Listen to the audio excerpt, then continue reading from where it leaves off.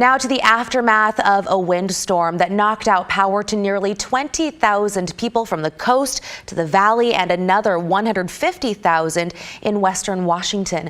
We have the Pacific Power and PGE outage maps here side by side on your screen. Both companies have been able to restore power for a majority of their customers. But Pacific Power is still reporting more than 2,500 customers without power, mostly near Astoria and Seaside. At its peak, over 17,000 Pacific Power customers were in the dark this morning. PGE, meanwhile, reporting just over 500 customers with no power. That is compared to just over 1,800 customers at its peak.